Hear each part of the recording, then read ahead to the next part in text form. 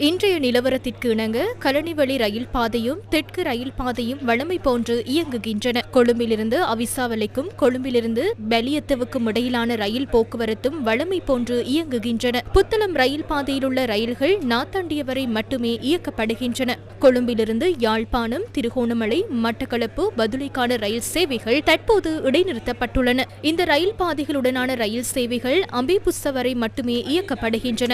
மண் சரிவினால் ரயில் தண்டவாளங்கள் சேதமடைந்த காரணத்தினால் ரம்புக்கன, பொல்கஹாவெல, கனிவத்து, குருநாகல் உள்ளிட்ட ரயில் நிலையங்களில் சுமார் 12 ரயில்கள் நிறுத்தப்பட்டுள்ளன.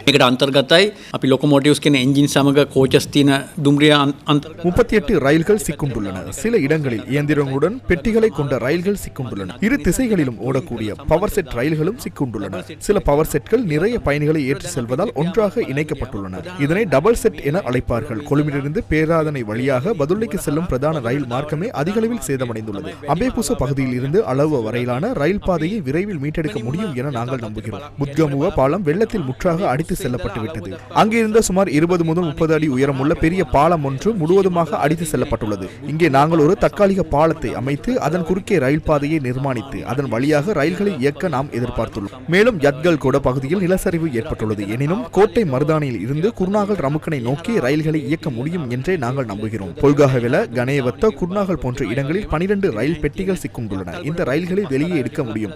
இதன் பின்னர் ரயில்களின் எண்ணிக்கையை அதிகரிக்கும் திறன் உள்ளது. ரயில்கள் தற்போது பெரிய இயந்திரங்களில் தான் இயங்குகின்றன. இயந்திரங்களுடன் பெட்டிகளை கொண்ட சுமார் 50-55 ரயில்கள் காணப்படுகின்றன. சுமார் 80 முதல் 90% வரை உள்ள ரயில்களில் 38 ரயில்கள் சிக்குண்டுள்ளன.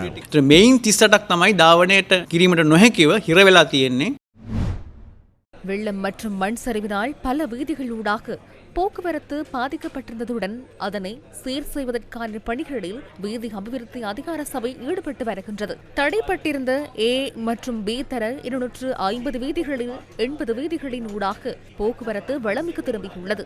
நாட்டின் அனைத்து பிரதான வீதிகளுக்குமான பிரவேச வீதிகள் திறக்கப்பட்டிருப்பதாக வீதி அபிவிருத்தி அதிகார சபை தெரிவிக்கின்றது.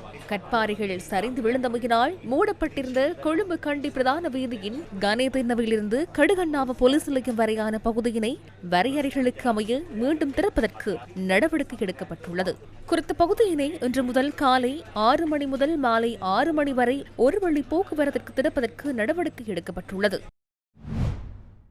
நாட்டில் ஏற்பட்ட அனர்த்தங்களினால் தடைப்பட்ட மின் இணைப்புகளில் 85% வழமைக்கு கொண்டுவரப்பட்டுள்ளதாக இலங்கை மின்சார சபை தெரிவிக்கின்றது. அனர்த்தங்களினால் சுமார் 39 லட்சம் பயனாளர்களுக்கான மின்சாரம் தடைப்பட்டது. அனர்த்த நிலைமையினால் 16,771 டிரான்ஸ்போமர்கள் செயலிழந்துள்ளதுடன் அவற்றில் 14,549 டிரான்ஸ்போமர்களை மீள செயற்படுத்த முடிந்ததாக மின்சார சபை தெரிவிக்கின்றது. துண்டிக்கப்பட்டுள்ள ஏனைய இணைப்புகளையும் விரைவில் வழமைக்கு கொண்டு வருவதற்கு தற்போது நடவடிக்கை எடுக்கப்பட்டு வருகிறது.